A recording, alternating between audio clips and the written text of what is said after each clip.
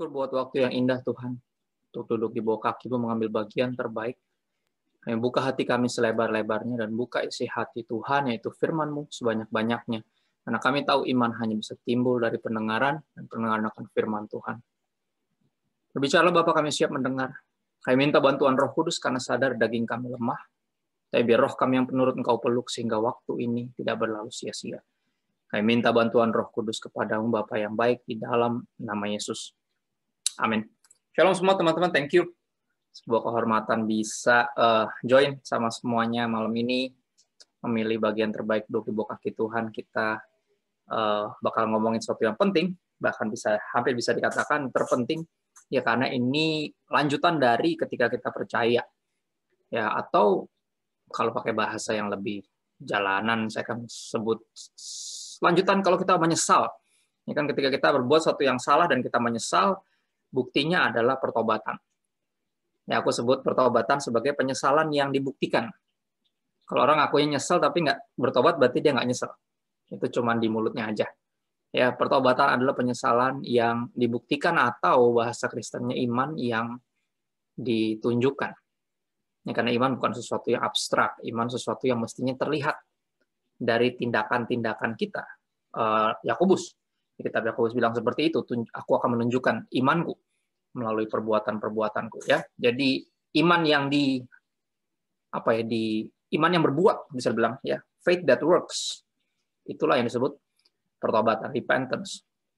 Ada satu kata yang aku pengen perkenalkan. Kalau satu kata yang satunya lagi udah cukup cukup familiar. Ya, aku udah siapin slide tadi, cukup mepet, aku kirimin Pastor Elia. Mudah-mudahan nggak ada problem, bisa dimunculin. Pakai slide sebenarnya biar lebih ini aja, membantu teman-teman yang mungkin pakai handphone. Jadi nggak pakai dua device. Karena takutnya lu pakai handphone, terus Alkitab lu juga di handphone. Ya kan? Padahal mestinya ada di sebelah lu. Oke, Alkitabnya diangkat, tolong. Yang nggak ada dicari dulu, mungkin di WC atau di ruang tamu atau di mobil, silakan diambil. Almarhum kakek gua, pejuang kemerdekaan. Jadi dia ngalamin perang lawan Belanda dan juga Jepang. Dia bercerita zaman itu orang yang bukan tentara pun bawa senjata karena lagi peperangan. Dan almarhum ayah saya sebagai pendeta, dia selalu bawa Alkitab kemana-mana. Bahkan udah di era modern pun, di handphonenya ada, di tab-nya ada, tapi di kantongnya selalu ada. Dia punya Alkitab kecil banget, yang benar-benar itu salah satu harta berharga gue. Dia ngajarin gue juga mirip sama yang kakek gue ajarin. Ya, bahwa di dalam medan peperangan adalah sebuah kesombongan atau kebodohan untuk berpikir bisa bertahan tanpa bawa senjata. Ya, dan Papa selalu anggap firman Tuhan itu sebagai senjatanya dia. Kenapa? Karena dia bilang sama aku sebagai anak pertama. Dia tahu setan tuh nggak bisa nyerang hamba Tuhan, biasanya dia nyerangnya anak Tuhan. Anaknya hamba Tuhan biasanya, khususnya. Makanya anak-anak pendeta itu incaran nomor 1. Ya, dibanding yang lain-lain. Kita diincar kenapa? Karena biasanya kalau nggak bisa nyerang orang tua kita, dia akan nyerang anaknya. Yaitu Anda dan saya. Sebagai anak pertama, saya selalu diingetin bahwa sedari kamu lahir sampai kamu mati atau dijemput Tuhan Yesus, kamu tuh berada dalam medan perang.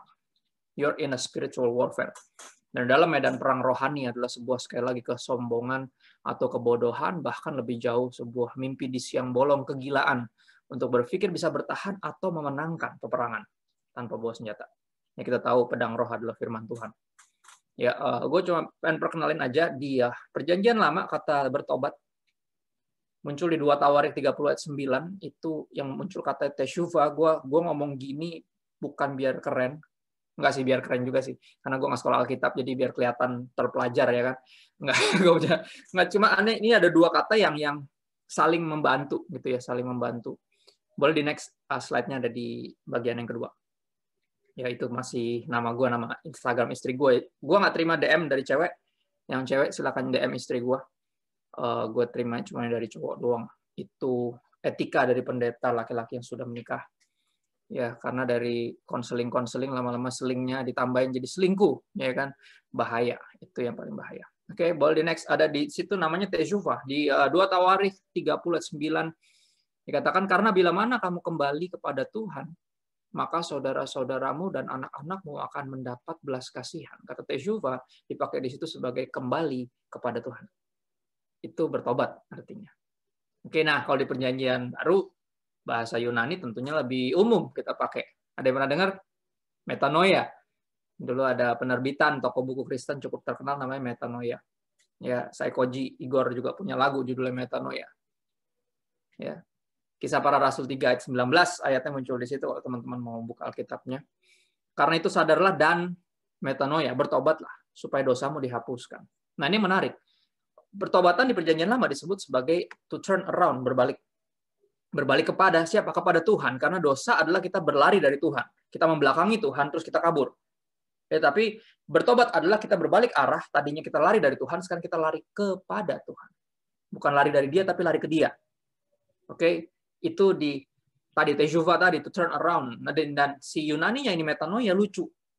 Ya, walaupun ayat langsungnya langsung bertobat, tapi dia di situ ditulisnya adalah perubahan dari cara pandang. Change of your mind. Paradigma lo diubahkan. Dan malam ini gue berdoa karena berkaitan dengan pertobatan masih terlalu banyak yang stres. Ya kan judulnya gitu kan. Repentance, stressful atau restful. Ini sesuatu yang menyebalkan, membebani, ya menuntut, atau sesuatu yang justru membuat kita bisa beristirahat dengan tenang. Ya sesuatu yang ringan, dalam artian bukan kayak beban, tapi sebuah kayak sesuatu yang apa ya, kayak ketenangan gitu. Yang ditimbulkan bukan karena kita tidak berbuat dosa, tapi at least kita tahu kita sudah tidak bermusuhan dengan Tuhan. Karena kerap kali kita selama masih di dalam daging, kita masih aja bisa bikin dosa. Ya, cuman salib Kristus, Injil Kristus mengingatkan kita, ini bukan perbuatan baik kita yang menyelamatkan kita, tapi perbuatan baiknya dia. Dia bilang udah selesai. Artinya apa? Mestinya kita ada sesuatu yang berubah. Ya, pertama di mana? Di sini. Ya di sini tentunya dari mana? Dari sini tentunya. Ya baru keluar dari mana? Baru keluar kepada turn around yang tadi jadi tejuva. Metanoia dulu, baru tejuva. Ya, diberesin dulu pikiran lo, dibukakan dulu, atau lo akan mengetahui kebenaran dan kebenaran akan memerdekakan lo. Oke, dimerdekakan dulu sehingga baru orang yang dimerdekakan biasanya akan kelihatan dari tindak tanduknya. Dia akan memilih untuk bertobat. Bertobat itu pilihan dari orang merdeka. Catat itu kalau lo suka quotes. Oke, bertobat adalah pilihan dari orang merdeka. Jadi kita akan belajar yuk malam ini yuk. Gue berdoa biar ada pertobatan malam ini. Dimulai dari changing of your mind, si metanoia tadi. Ya, dan tentunya disikapi dengan turn around. Ya, pertobatan yang sejati berawal di pikiran dan diakhiri dengan tindakan. Oke, berawal di pikiran, diakhiri dengan tindakan. Dan tentunya dimenangkan di mana? Di hati. Hati yang dimenangkan akan meyakinkan pikiran untuk taat, ya untuk nggak curiga sama Tuhan. Dan gue berdoa malam ini Roh Kudus bantu kita. Boleh di next. Di 2 Korintus 3 ayat 15. Ya, kenapa pertobatan seringkali dianggap sesuatu yang stressful? Karena kita nggak ngeh bahwa ini tuh ketika Tuhan pengen kita bertobat, ini bukan sebuah tuntutan, tapi sebuah ajakan ya untuk percaya sama Dia. Ya, ajakan untuk percaya. Makanya orang yang percaya akan kelihatan dari pertobatan. 2 Korintus 3:15 bilang gini, bahkan sampai pada hari ini, setiap kali mereka, siapa mereka? Teman-teman Yahudi. Ya, teman-teman Yahudi yang percaya hukum Taurat, yang hidupnya bergantung sama hukum Taurat. Setiap kali mereka membaca kitab Musa, ya disebutnya sebagai kitab Musa, Taurat. Ya, Kejadian sampai Ulangan di Alkitab disebut sebagai kitab-kitab Taurat. Setiap kali mereka baca kitab Musa atau Taurat, ya setiap kali mereka ingat 10 yang itu yang kita dibelajarin dari kecil ya. Ada selubung yang menutupi hati mereka. Jadi ada sesuatu yang membuat mereka gagal merasakan. Ya, gagal merasakan. Ada sesuatu yang salah nampaknya. Ada sesuatu yang nggak nyambung kalau bahasa kita tuh. Ya. Setiap kali mereka membaca kitab Musa, ada selubung yang menutupi hati mereka. Tapi apabila hati seorang berbalik kepada Tuhan, ayat 16-nya bisa dilihat di Alkitabmu sendiri. Gua bukan cuma tadi nanya-nanya doang buat kuis. Gue berharap lo buka juga, karena gini, muka gue emang nggak meyakinkan. Muka gue lebih mirip server sebelah memang. Ya makanya lu mesti buka Alkitab. Jangan sampai kayak, wah ini nggak jelas nih pendeta nih. Ya makanya lu buka, biar lu tahu bukan gue yang nulis. Ini bukan konsep gue. Oke, gue juga boleh percaya. By the grace of God, gue boleh dan bisa percaya. Dan gue berdoa juga hal yang sama buat kita semua malam ini. Ya. Sampai pada hari ini setiap kali mereka membaca kitab Musa ada selubung menutupi hati mereka, tapi apabila hati seorang berbalik kepada Tuhan. Ya, when you come, ketika lu berbalik kepada Tuhan dan mendekat kepada Tuhan, apa yang membuat kita mendekat kepada Tuhan? Apa yang meyakinkan kita untuk membuat kita berani mendekat kepada Tuhan, Kak? Salib Kristus. Benar nggak? Salib Kristus bikin kepo. Bikin penasaran. Ya kan? Mendekat langsung kita. Penasaran, kenapa nih? Siapa dia? Kenapa dia mati? Hah? Mati buat saya? Wah, buat apa dia mati buat saya? Dan kita mendekat. Dan ketika kita mendekat, dibilang gitu, ketika hati seorang berbalik kepada Tuhan, maka selubung itu diambil daripadanya. Ya. Jadi nggak ada jalan lain. Kalau lu mau lahir baru, ya harus datang kepada Yesus. Nggak ada pilihan. Ya. Karena selubung itu hanya bisa diambil ketika kita berbalik kepada Tuhan. Ketika hati kita mulai at least tersentuh karena kasih-Nya, karena pengorbanan Yesus, karena kebaikan Tuhan, karena mujizat yang Dia kerjakan misalnya, karena pertolongan, ya diluputkan dari sesuatu, kita biasanya baru kepincut, hati kita baru ketarik, kita boleh mendekat kepada Dia, selubung itu diambil. Ya. Siapa yang ngambil? Sebab Tuhan adalah roh, ayat 17 bilang gitu. Dan di mana ada roh Allah, di situ ada kemerdekaan. Yang ngambil siapa? Roh Kudus. And I pray and I pray, gue berdoa sungguh-sungguh biar Roh Kudus angkat selubung itu dari hati lo. Selubung apa sih, Kak? Yang gini, kalau lo teman-teman baca postingan kalian, ya nggak tuh di Fire, di postingnya di story atau gimana, tapi gini, postingan at least yang gue posting, ada captionnya selalu berkaitan dengan hubungan bapak dengan anak. Ya kita salah sangka tentang repentance ini sesuatu yang stressful, bukan restful, karena kita nggak punya hubungan antara bapak dengan anak. Masih ada selubung itu. Ya ini yang gue akan ceritain sedikit ya teman-teman, berkaitan dengan kita next dulu deh. Teman-teman bisa, tahan di sini aja. Galatia 5 ayat 18. Teman-teman bisa buka Alkitabnya sendiri. Oke, sambil gue ceritain kayak gini. Galatia 5:18, teman-teman bisa buka, di sana tertulis, akan tapi jikalau kamu memberi dirimu dipimpin oleh Roh, bicara tentang kerelaan kita. Kita yang memberi diri. Artinya kita nggak ngelawan lagi, tapi berserah. Oke, memberi diri, ini loh saya, Tuhan ini saya. Ya, maka kamu tidak hidup di bawah hukum Taurat. Ketika kamu memberi diri dipimpin oleh siapa? Oleh Roh. Ingat, Roh itu apa? Di mana ada Roh Allah, di situ ada kemerdekaan. Ya, He frees us. Dia memerdekakan kita. Dia membuat kita akhirnya memberi diri, nggak lagi ngelawan, nggak lagi curiga, tapi memberi diri. Ya. Dan dibilang, jikalau kamu memberi diri dipimpin oleh Roh, kamu tidak lagi hidup di bawah hukum Taurat. Artinya, apakah hidup tanpa hukum? Bukan. Tapi memandang hukum Taurat dengan perspektifnya Tuhan. Atau lebih tepatnya, kita percaya hatinya. Sehingga kita mulai memahami kenapa dia bikin peraturan itu. Teman-teman, selubung ini, selubung yang 2 Korintus 3 tadi bilang, si Rasul Paulus kepada jemaat di Korintus, itu gue miliki, bertumbuh besar sebagai seorang anak, gue dulu memilikinya. Selubung ini bikin gue selalu curiga sama orang tua gue. Ketika mereka kasih peraturan, gue ngerasa diatur-atur. Gue ngerasa kebebasan gue itu dibatasi. Gue ngerasa justru kayak dikekang dan gak enak banget, rasanya stressful. Right? Kayak harus gini, nggak boleh gitu, kayak ribet jadi anak pendeta, ya kan? Akhirnya menyadari enggak juga, ribet jadi orang Kristen misalnya, ya ribet jadi manusia, akhirnya ribet juga hidup, akhirnya pengen mati ya. Pokoknya kita harus menyadari, pada akhirnya kita akan berpikir ini selalu stressful, karena kayak harus gini dan nggak boleh gitu. Selubung ini baru mulai diangkat kapan, teman-teman? Ketika gue punya anak. Ketika gue punya anak, gue mulai menyadari susah yang jadi orang tua. Dan akhirnya hati gue baru mulai sungguh-sungguh berbalik kepada orang tua gue. Dan gue mulai penghormatan gue langsung naik drastis. Ya, gini, karena gue kagum akan kesabaran mereka sama si Little Rascals bernama Christopher Tapiher ini. Gue kagum. Oke. Ketika anak gue lagi rusuh-rusuhnya, walaupun sekarang lagi rusuh-rusuhnya juga, ini lagi kelas 4 sama kelas 2 SD, tapi ada momen di mana dia benar-benar lagi rusuh dan nggak bisa diomongin. Karena belum ngerti. Kalau sekarang udah SD agak lebih bisa diomongin karena udah mulai nyambung. Tadinya Jaka Sembung naik ojek, nggak nyambung Jack. Gue mau marah juga percuma. Gue mau nangis, dia nggak ngerti. Gue marah, dia nggak ngerti. Gue pukul. Gue jahat karena dia nggak ngerti. Percuma gue pukul. Ya kan? Ada momen kayak gitu. Akhirnya apa? Di setiap kali kebaktian keluarga atau kebaktian apapun, ketika anak gue lari-lari, gue tuh pasti kayak stres, pengen gue tarik, tapi gue mau khotbah, ntar kelihatan pendeta galak, salah lagi, ya kan? Serba salah. Gue diemin, nanti orang pikir dalam hatinya, orang nggak bisa disiplin anak. Kalau gue omelin, pendeta kok jahat banget. Serba salah. Akhirnya apa? Gue kesel. Ada momen di mana setiap minggu ada ibadah keluarga kita di satu gereja. Punya persekutuan, almarhum bokap punya persekutuan, isi keluarga-keluarga aja, mostly, dan beberapa orang yang lain. Dan ada momen di mana ketika anak gue udah gue omelin, gue apain, dia lari-lari terus, akhirnya gue nengok ke nyokap gue, dengan harapan didapat satu nasihat atau dua lah, oh jangan gitu loh, gimana caranya menjinakkan ya seorang anak di umur segitu. Tapi yang ada bukannya nasihat, dia malah geleng-geleng kepala, terus senyum-senyum aneh. Dan gue tahu arti senyumnya. Arti senyumnya nih gini, nah lu tahu deh kayak apa ya gedein lo. Gue senyum itu, gue tahu tuh. Dan akhirnya apa, gue menyadari. Jadi momen kayak gitu gue nggak ngerti. Peraturan itu gue rasa sebagai pagar yang membatasi. Tapi sebenarnya apa? Peraturan itu bukan pagar yang membatasi kebebasan, tapi satu pagar yang melindungi kita dari berbagai hal yang buruk yang bisa menimpa kita.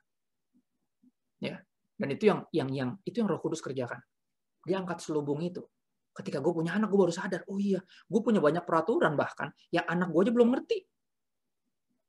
Ya, yang anak gue mungkin nanti sampai umur remaja dia akan berpikir gue nggak bisa lihat orang senang. Ya, padahal gue nggak bisa ngeliat dia menderita. Right? One day, lo akan jadi orang tua dan lo menyadari itu. Peraturan itu nggak pernah dibuat untuk membuat kita stres. Peraturan itu dibuat untuk melindungi kita. Kenapa? Karena Tuhan baik. Karena orang tuamu baik. Ya. Tapi gimana caranya, Kak?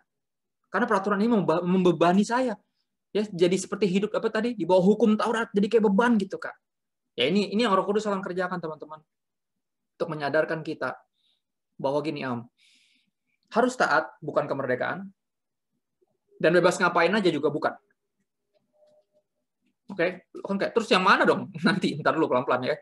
Harus taat peraturan itu kalau lu nggak mengenali atau percaya hatinya Bapa di sorga, hati Tuhan, kita akan merasa ini sesuatu yang membebani kita. Ya, sesuatu yang harus, nggak boleh, mesti gini, nggak boleh gitu. Right? Tapi di satu sisi akhirnya kita ekstrim kanan, ekstrim kiri karena kita stres, akhirnya kita cabut, kita pikir bodo amat lah, gue mau hidup suka-suka gue. Ya, atau pada akhirnya yang dibilangkan katanya di mana ada Roh Allah di situ ada kemerdekaan. I want freedom for myself. Oke, akhirnya didapati jadi freedom yang ngaco. Bebas ngapain aja. Dia membawa kepada perbudakan. Lukas 15 tentunya terkenal. Oke, anak yang hilang. Right? Dia berpikir hidup dia suka-suka dia. Dia pikir, lu nggak usah atur-atur gue, ini hidup gue. This is freedom. Oke, gue bebas ngapain aja dengan apapun yang gue miliki, yang sebenarnya itu bukan miliknya, tapi diberikan oleh bapaknya. Itu warisan memang. Yang adalah haknya dia, tapi sebenarnya sejujurnya kalau bicara hak-hakan dan bapaknya masih hidup, itu masih milik bapaknya. Dan bukan dia yang kerja. Bukan anak itu yang kerja. Tapi bapaknya itu yang kerja. Ya, dan anak ini minta warisannya kan dia pikir hidup saya suka-suka saya, apalagi ini warisan saya, sini. Ya. Dan dia pergi tinggalin papanya karena dia berpikir ada kemerdekaan di luar dari papa. Dia mengejar itu karena dia stres. Akhirnya dia cabut, dia pikir dia akan menemukan rest di luar sana. Setelah stres dengan berbagai peraturan. Yang ada malah berakhir di kandang babi, teman-teman tahu ya. Kisahnya nggak usah dipanjang-panjangin. Ya karena apa? Nggak ada kemerdekaan di luar dari papa. Kalau lu suka quotes, catat yang itu. Nggak ada kemerdekaan di luar dari papa. Ya. Boleh di next slide-nya. Ya. Roma 6 ayat 15 mengingatkan siapapun yang punya kecenderungan untuk menyalahgunakan kasih karunia. Dan ini dari dulu Hypergrace sudah ngetrend. Bukan dimulai di 2015, tapi dari dulu. Dari zaman surat kepada jemaat di Roma. Jadi bagaimana? Apakah kita akan berbuat dosa karena kita tidak berada di bawah hukum Taurat, tapi berada di bawah kasih karunia? Nanya sendiri, jawab sendiri. Sekali-kali tidak. Ya. Kasih karunia bukan artinya lu bebas bikin dosa. Justru bukan lu bebas berdosa, tapi bebas dari dosa. Right? Bukan bebas berdosa kan? Bebas dari dosa. Ya, tapi dosa adalah yang kita pilih ketika kita nggak mau taat. Ketika kita melawan Tuhan. Ya, karena taat sama Tuhan itu capek, kita ngelawan Tuhan dan berpikir itu rest. Oh enggak, kata siapa? Ngelawan Tuhan juga stressful. That's why anak di Lukas 15 tadi akhirnya berakhir di kandang babi dan menyadari, gue ngapain ada di sini? Di rumah bapak gue, pembantu gue aja nggak ada yang kurang makan. Ngapain gue di sini mati kelaparan? Pertanyaan bagus. Siapapun yang masih hidup dalam dosa. Ya kalau bisa diberkati, kenapa harus terkutuk, teman-teman? Gue ulang, kalau bisa diberkati, kenapa harus terkutuk? Ya, pertanyaan yang hampir serupa dengan pertanyaan dari seorang pendeta salah satu yang gue kagumi juga. Pak Stephen Tong pernah bertanya, kalau bisa selamat, kenapa harus binasa? Ya, kalau bisa diberkati, kenapa harus terkutuk? Ya. Cuman itu dia, kita nggak berpikir, kita pikir stres mesti taat, akhirnya kita cabut dan berpikir ada rest di kemerdekaan atau kebebasan duniawi, tapi ternyata nggak, berakhir jadi budak di kandang babi. Akhirnya dia pulang, akhirnya dia bertobat, mau nggak mau karena udah nggak ada jalan lain. Akhirnya dia tejuva tadi kata-katanya, dia balik kepada papanya. Ya, biasanya orang kalau udah kena azab memang baru bisa dibilangin. Oh, udah kena batunya baru bisa dibilangin. Biasanya, wah, keras kepala. Ya, nggak bisa diomongin. Sarpe dewek. Susah. Ya. Udah kena kadang berkali-kali. Ada juga tipe-tipe yang orang yang dablek gitu ya. Dablek tuh bahasa roh untuk, Pastor Elia bisa dibantu tafsir ya. Ada yang tipe-tipe dablek sampai dibilangin kayak kapokmu tuh kapan gitu. Ya. Ini gue pakai bahasa roh nih, mungkin ada yang nggak nangkep. Ya. Itu yang terjadi. Teman-teman, ada di ayat bagus di Ulangan 30 ayat 1. Aku pakai bahasa Indonesia masa kini ya. Teman-teman yang ada Alkitab di handphonenya atau di device apapun, coba deh. Kalau lu pakai YouVersion, Holy Bible yang coklat itu ada sekitar 8 terjemahan bahasa Indonesia. Sekarang ditambahin lagi. Nanti LAI, Lembaga Alkitab Indonesia, lagi menyelesaikan namanya terjemahan baru yang kedua. Kan yang kita pakai sekarang kan TB1 ya. Nanti udah ada TB2, itu lebih sederhana lagi dan asik. Tapi gue kali ini pakai bahasa Indonesia masa kini untuk anak-anak Tuhan. Zemeneo. Ya kan? Buat lo nih, khusus lo doang. Ditulis gini, Ulangan 30 ayat 1. Sekarang kamu boleh memilih antara berkat dan kutuk, seperti yang saya terangkan kepadamu. Kalau kamu sudah mengalami semua penderitaan itu, kamu akan teringat kepada pilihan yang saya berikan kepadamu. Lihat gak? Nampaknya mesti begitu dulu. Ya, mesti geblek dulu baru menyadari besarnya kasih karunia. Kalau kata iklan salah satu sabun cuci baju tuh, nggak ada noda, nggak belajar tuh. Tapi apakah mesti masuk neraka dulu untuk menyadari bahwa hell is so real, that's why heaven is so real juga gitu loh. Apakah mesti begitu? Apakah semuanya dalam hidup ini harus kepentok dulu, harus kena azab dulu, harus berakhir di kandang babi dulu baru belajar sesuatu? Kan enggak. Ya harusnya dari firman Tuhan pun ketika Roh Kudus menuntun kita kepada pertobatan, untuk dia mengubahkan cara pandang kita, mestinya kita udah memberi diri. Ya, dan gue percaya pasti 123 orang teman-teman di sini semuanya, bareng gue 124, kita memberi diri, makanya malam ini ada di sini. Kalau enggak, kita bisa ngapain aja malam ini. Ya lu bisa kelarin drakor lu yang belum beres kan, tinggal 2 episode lagi. Ya lu bisa sikat game lu, tinggal 2 stage lagi. Ya kan? Tapi malam ini lu ada di sini, kenapa? Karena pasti lu memberi diri. Karena lu pengen nggak stres gitu loh. Gue pengen pertobatan gue tuh sesuatu yang natural, sesuatu yang menyenangkan, justru sesuatu yang membuat jiwa ini damai. Ya. Nampaknya orang mesti di situ dulu. Akhirnya menyadari bahwa gini, harus taat memang stres, tapi nggak perlu taat juga stres. Ya, hidup ngapain aja dalam pemberontakan itu juga melelahkan. Ya. Anak ini berakhir di kandang babi, menyadari hal itu, akhirnya dia pulang. Ya, dia pulang dan puji Tuhan disambut sama papanya. Artinya cintanya papanya nggak berubah kepada dia. Sama seperti cintanya Tuhan kepada kita, karena kita punya Bapa di sorga, bukan cuma Tuhan, tapi Papa. Right? Kita bukan cuma umatnya, tapi kita anak-anaknya. Dan aku berdoa biar Roh Kudus bantu selubung itu diangkat dari kita, sehingga kita bisa mulai menghormati Bapa kita dan percaya hatinya karena selubungnya diangkat sama Roh Kudus. Oke? Kita masuk ke poin kedua, yaitu tentang restful. Gue akan coba terangkan satu satu ide tentang ini, tentang bahwa taat itu sebenarnya menenangkan dan tidak melelahkan. Oke, boleh di next slide-nya. Ya, di Roma 6 kita akan habisin waktu kita di sini teman-teman. 6 ayat 17 sampai 18 terus 20 sampai 23. Tapi yang ada di slide cuma beberapa aja.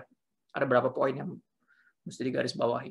Roma 6 ayat 17 sampai 18 dibilang gini, tetapi thank God, syukurlah kepada Allah, dahulu memang kamu budak dosa. Ya, kata hamba terlalu manis. Kurang berasa begonya gitu, makanya gue ganti. Oke. Kalau hamba tuh, inilah yang ku punya, hati sebagai hamba, masih terlalu manis. Oke. Ganti. Ya. Syukurlah kepada Allah, thank God, dahulu memang kamu budak dosa. Ya, tapi sekarang kamu apa? Dengan segenap hati. Artinya Dari kerelaan sendiri. Nggak perlu ditodong pakai neraka atau disogok pakai sorga. Nggak perlu.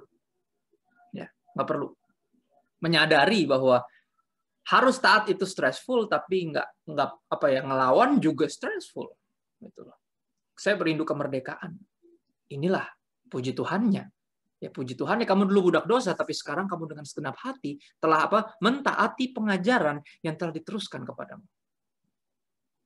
Ya, artinya dari hati lu sendiri. Malam ini gue yakin 100 mundur nih, sekarang tinggal 120-an orang. Oke, 3 orang nggak tahu kemana nih. Mudah-mudahan cuma salah. Sinyalnya putus tapi ternyambung lagi. Oke. Ya. Ya. 120-an orang di sini malam ini memberi diri dengan segenap hati mentaati pengajaran diteruskan karena tahu hanya kebenaran yang bisa memerdekakan saya. Ayat 18 bilang gini, kamu telah dimerdekakan dari dosa. This is the truth, okay? Thank God kamu dimerdekakan. Lu nggak bisa merdekakan diri lu sendiri, lu dimerdekakan. Ya kita dimerdekakan dari dosa dan menjadi hamba kebenaran. Jadi ada undangan teman-teman. Kalau lu udah muak jadi budak dosa, lu mesti jadi hamba kebenaran. Nggak ada pilihan lain. Pilihannya cuma 2 itu doang. Ya. Cuma 2 selalu. Antara Tuhan atau yang lainnya. Antara sorga atau yang lainnya. Antara jadi budak dosa atau jadi hamba Tuhan. Pilihannya selalu cuma 2. Syukurlah kepada Allah kamu telah dimerdekakan dari dosa. Ya. Ayat 20. Sebab waktu kamu budak dosa, kamu bebas dari kebenaran. Dan buah apakah yang kamu petik daripadanya? Ya. Semuanya itu menyebabkan kamu merasa malu kapan? Sekarang. Artinya malu kapan? Sesuatu yang udah dulu. Aduh, dulu tuh gue bego banget. Aduh, parah banget gue mah dulu. Pas gue lagi, aduh, hancur banget. Cuman bisa sekarang merasa malu. Karena kesudahan semuanya itu ialah kematian. Ya, kesudahan dari semua pemberontakan ya adalah kematian. Dimulai dari mati rasa. Ya. Habis itu mulai ilfil. Mulai apatis. Sampai level tertentu mau berhenti hidup ya kalau udah males. Ya udah nggak tertarik sama Tuhan, bodo amat. Udah nggak tertarik sama Kristen apaan sih? Right? Matinya dimulai dari situ dulu. Ketika manusia pertama makan buah itu, ya mereka nggak langsung mati secara fisik, tapi ada yang mati dalam hati mereka. Mereka mulai aware sama hal-hal yang duniawi dan mulai shutdown sama yang sorgawi. Karena kematian itu yang utama. Dan itu yang pertama Yesus bangkitkan.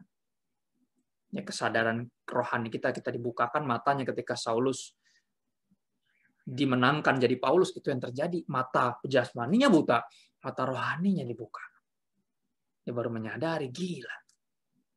Ya. Salah gue selama ini. Gue pikir gue berbuat bakti bagi Tuhan, gue bunuh-bunuhin orang. Ternyata gue malah ngelawan dia. Waduh. Siapakah engkau Tuhan? Dan Tuhan dengan senang hati menjawab, I am Jesus. Ya. Dan gue biarin lo cuma buta, tapi nggak langsung bunuh lo, kenapa gue mau pakai lo?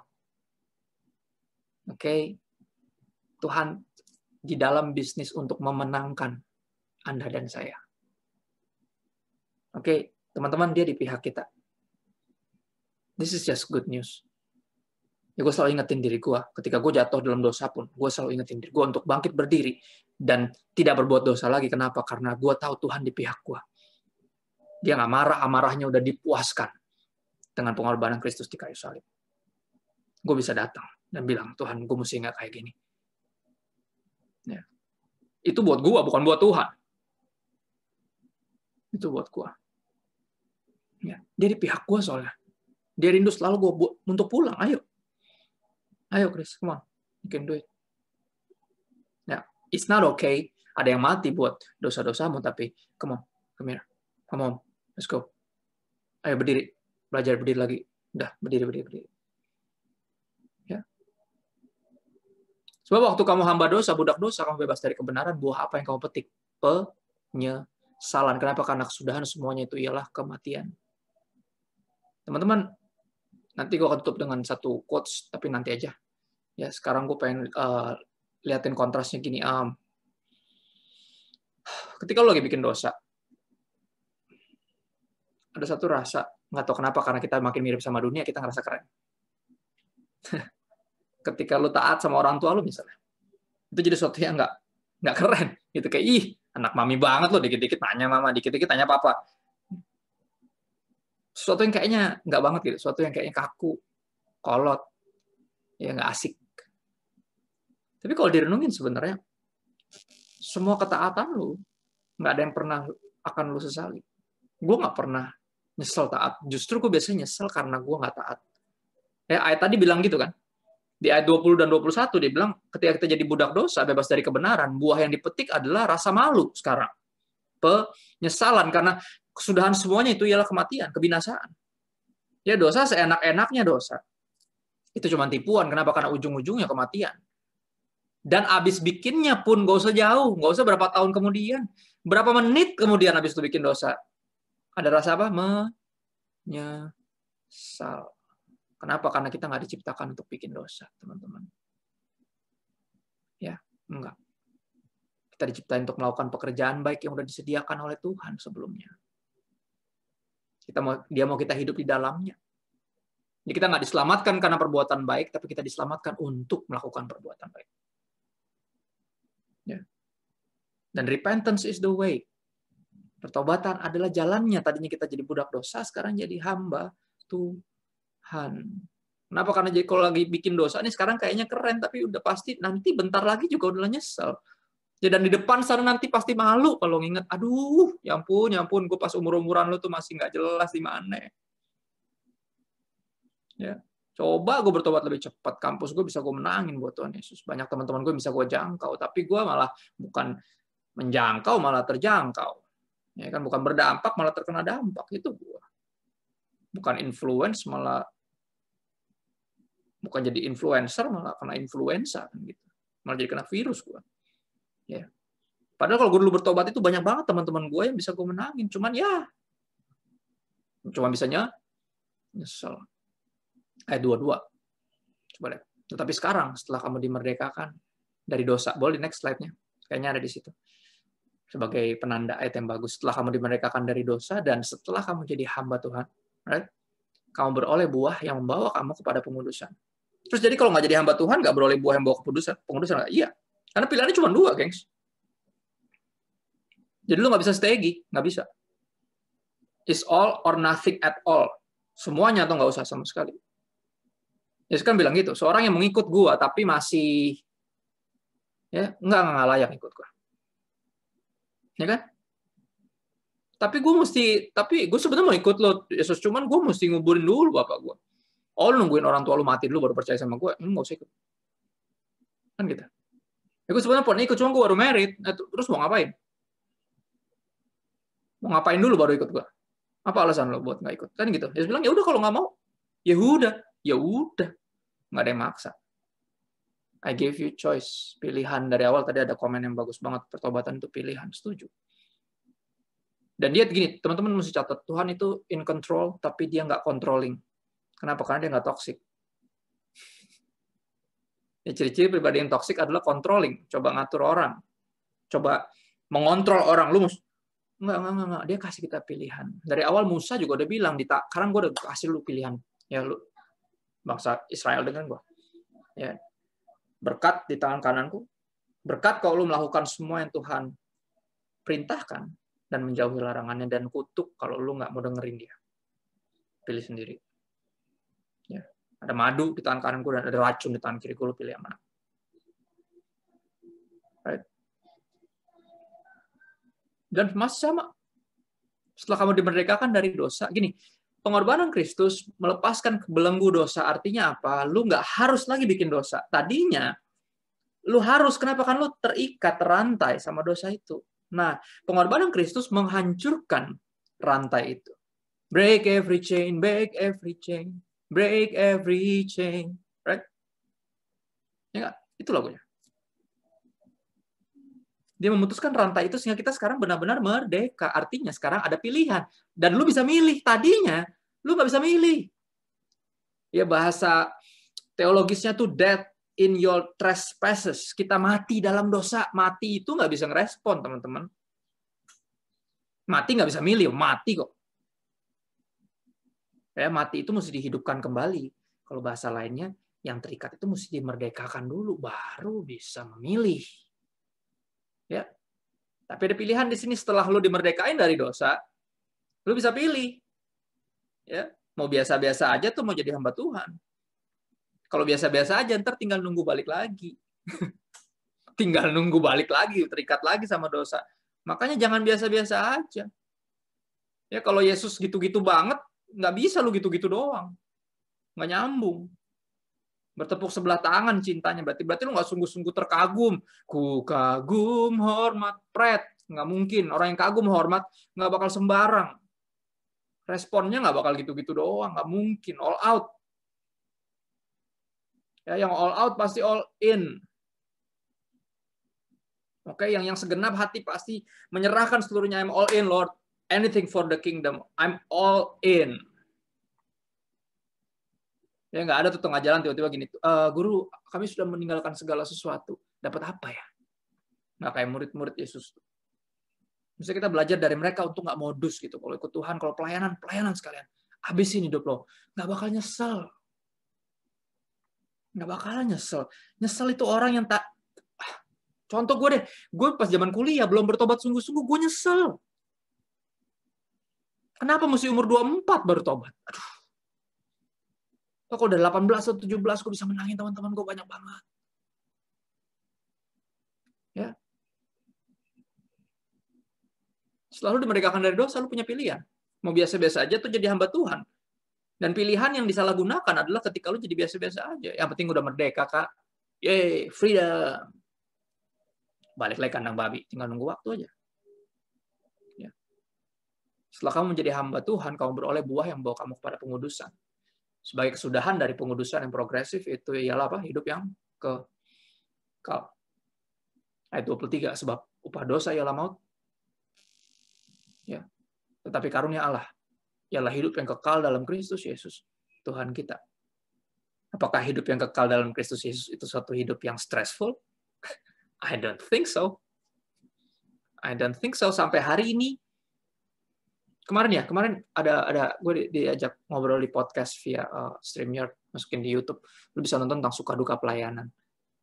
Ya, banyak hal yang bisa gue omongin sebenarnya. Secara daging apa yang gue rasain dalam pelayanan, direndahin, diapain, diremehin, dikhianatin, difitnah, disalah mengerti, ya kan, dihujat, tapi somehow gue nggak pengen ngomongin itu karena duka gue terbesar dalam pelayanan itu adalah ketika melihat orang yang udah gue ceritain Injil, udah gue muridin, tapi dia milih untuk cuekin Tuhan.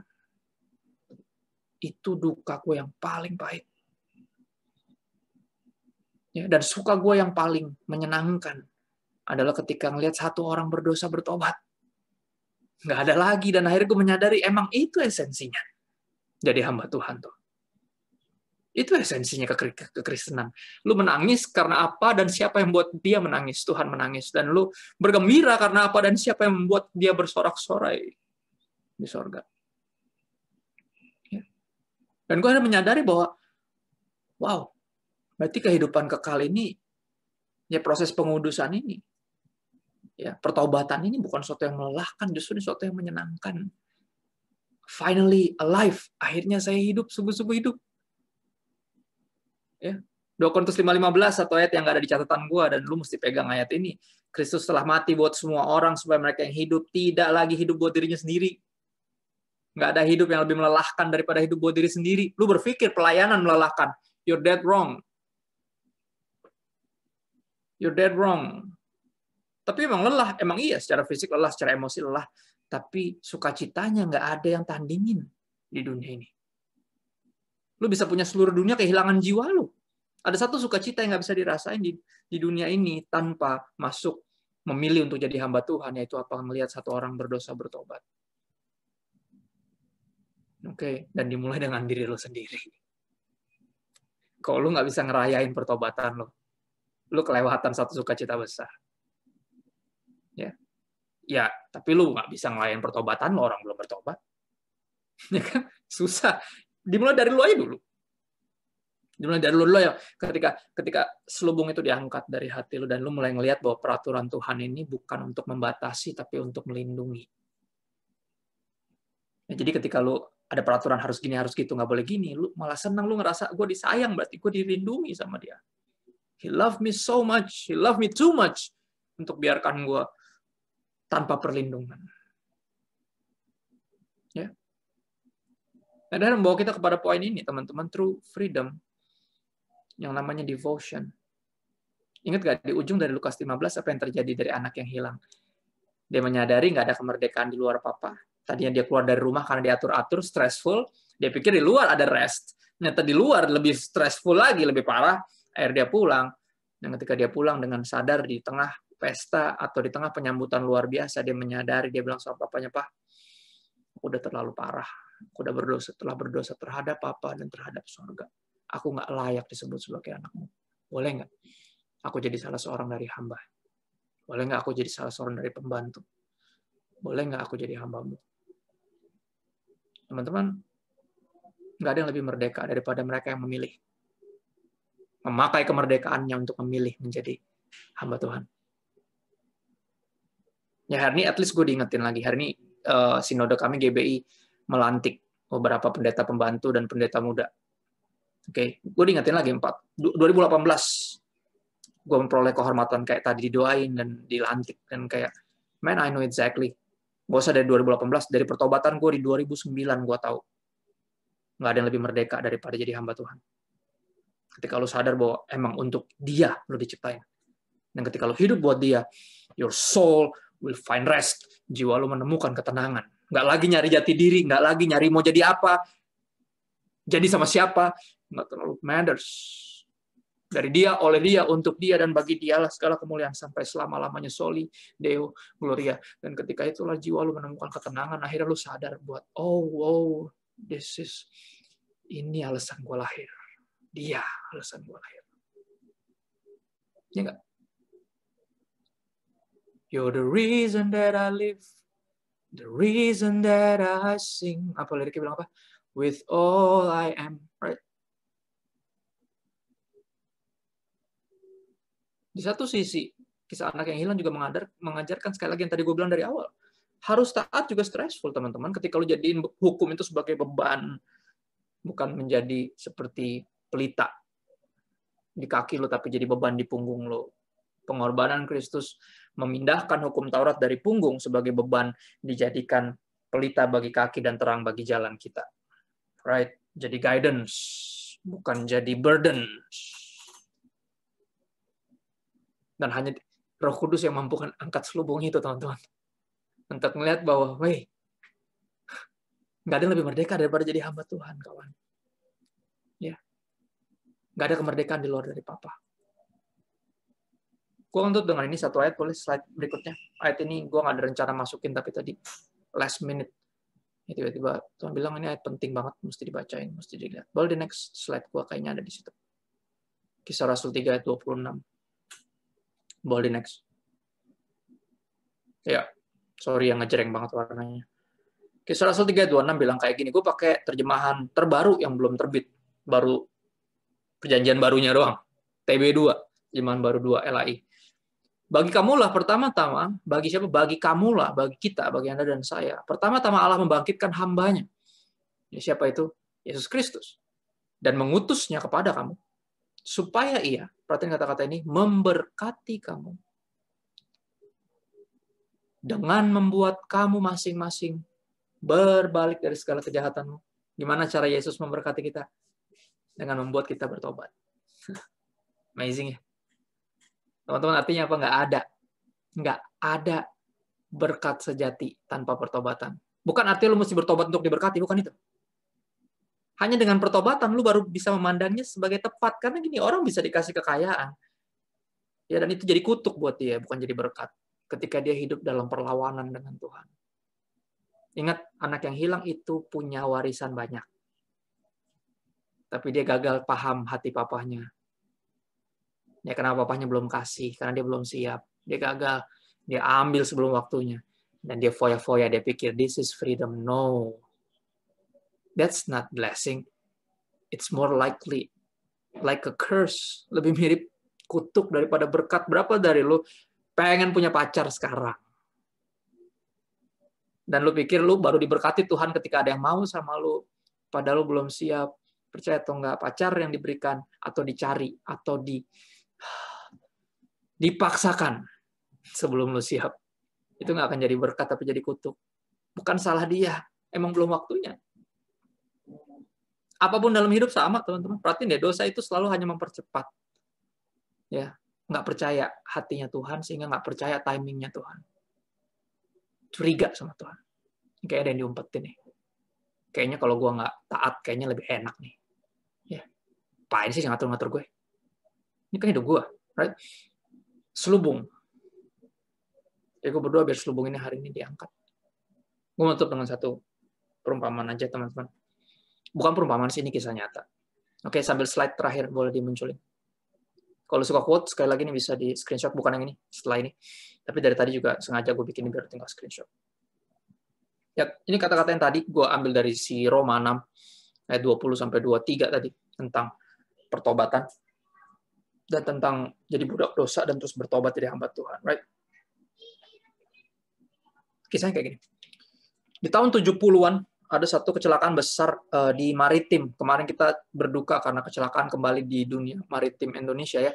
Kapal Selam 402 nggak naik lagi ke permukaan, 53 orang meregang nyawa.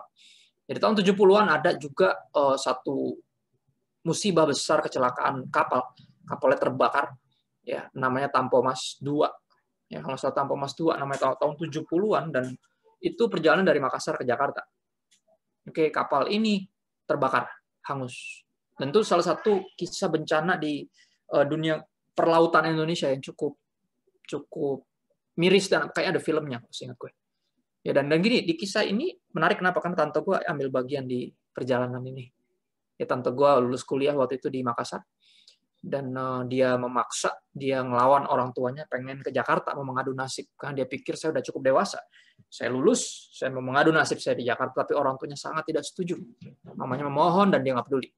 Berarti dia beli tiket sendiri. Ya, dia udah hampir berangkat. Di hari H udah tinggal mau berangkat, dia berantem sama mamanya, besar sekali dia berantem. Ya, akhirnya ketinggalan kapal, teman-teman. Dan lo mesti ngerti, kapal itulah yang terbakar. Kapal itu yang terbakar. Dia ngebayangin, kalau gue nggak berantem, gue naik kapal itu, gue bukan mengadu nasib, tapi mengakhiri hidup gue. Menerima nasib. Right? Akhirnya dia kasih satu statement ini, satu pelajaran buat ponakan-ponakannya gitu ya. Satu statement yang kayak gini, dia selalu ngingetin bahwa percayalah, ya, nak, gitu ya. Ponakan-ponakanku. Gitu. Dia bilang, nggak ada ketaatan yang perlu disesali. Percaya deh. Ya kalau mama nggak cegah saya, ya kalau kita nggak berantem pagi itu, aku udah mati. Ya gini, ketaatan kepada orang tua nggak bisa menyelamatkan kita, tapi at least memperpanjang umur kita sehingga kita bisa mengalami kasih karunia. Kasih karunia apa? Ketika lo berbalik dari jalan lo yang salah dan lu terpesona karena kasih karunia, jadi lu sempat mungkin geblek gitu ya. Jangan lama-lama ya, 24 tahun kelamaan. Ini kisah gue 24 tahun geblek, kelamaan. Oke, jangan selama itu gebleknya. Oke, gebleknya bentar aja. Right? Tapi kita karena at least kita taat, mungkin terpaksa, mungkin kayak gitu, mungkin gitu. Tapi at least ketaatan itu memperpanjang umur kita sehingga kita bisa mengalami kasih karunia Tuhan. Di sepanjang hidup ini nggak mati konyol, nggak mati muda, dan nggak sempat mengenal pengorbanan Kristus, nggak mengenal Kristus, yang nggak merasakan kasih karunia Tuhan, nggak ngalamin mujizat, nggak ngalamin macam-macam, right? Nggak ngalamin diluputkan dari musibah besar ini. Dia selalu ngajarin gue, tante gue selalu ngingetin, yang nggak ada satupun ketaatan yang perlu disesali nanti. Biasanya orang nyesel karena dia nggak taat. Jadi gue ambil kesimpulan dari kisah yang tadi. Tidak ada dosa yang bisa dibanggakan di kemudian hari. Ya kalau lu ingat dosa, lu cuma ingat satu, lu malu. Sekeren apapun itu, dulu mungkin mafia, lu playboy, apapun itu. Right? Mungkin duit lu banyak dulu, tapi lu pakai dengan cara-cara curang. Lu cuma bisa malu. Gue nggak pernah ketemu bos mafia yang dulunya bos mafia sekarang udah bertobat, terus dia masih bangga ceritain. Nggak pernah ketemu, kecuali yang pura-pura bertobat ya. Habis itu bikin kasus masuk lagi, yang itu beda. Nggak, yang benar-benar bertobat pasti kalau ceritain belakang tuh cuma bisa nyesel, dia nggak bisa bangga. Dulu saya, nggak bisa, dia aduh om tuh dulu mah, aduh, nak.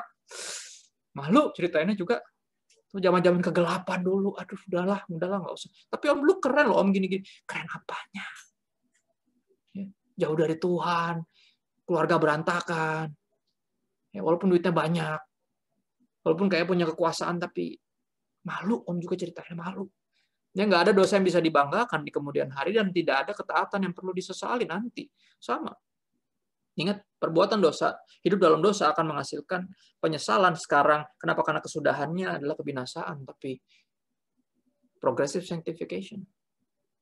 Ya, pengudusan yang progresif. Langkah demi langkah dalam pertobatan, gue bilangnya. Karena pertobatan nggak bisa langsung lari, at least lu berbalik arah dulu.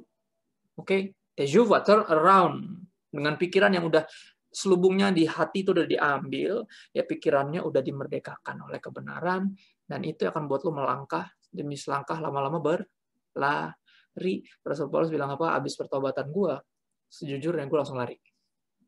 Karena gue udah terlalu jauh dari Tuhan. Sekarang gue lari ke dia. Gue nggak ada waktu buat ting tang ting tung, ting tang ting tung. Oke, proses. Berlambat-lambat atas nama proses. Seberapa kita bertobat? Ngumpet di balik kata proses untuk berlambat-lambat. Teman-teman, kalau lu tahu, waktu tidak di pihak kita. Kalau lu tahu besok Tuhan Yesus bisa datang. Ya. Kalau lu tahu, belum tentu lu besok masih bangun. Sekali lagi, kalau lu tahu, waktu tidak di pihak lu nggak akan pelan-pelan. Lu akan berlari kepada panggilan yang mulia dalam Yesus Kristus. Dan gue berdoa biar pengorbanan Kristus. Ya. Biar darahnya yang tercurah itu menyucikan kita dari dosa. Sehingga kita nggak lagi jadi budak dosa. Tapi menganugerahkan kemerdekaan kepada kita sehingga kita memilih kali ini. Free will kita pakai dengan tepat. Kita pilih kehendak Tuhan. Ya. Berarti kita nggak punya free will dong, Kak? Punya. Makanya Pak pilih yang benar. Kemarin kan salah pilih. Sekarang dianugerahkan. Pengorbanan Kristus melepaskan belenggu rantai sehingga lu sekarang bisa memilih tadinya. Tahu mana yang baik, tapi nggak bisa bikin yang itu. Yang jahat mulu yang dibuat. Sekarang dimerdekakan sehingga bisa pilih.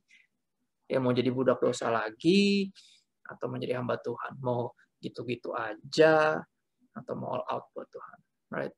Nah, gue berdoa malam ini. Sungguh-sungguh berdoa. Biar Roh Kudus yang angkat selubung itu.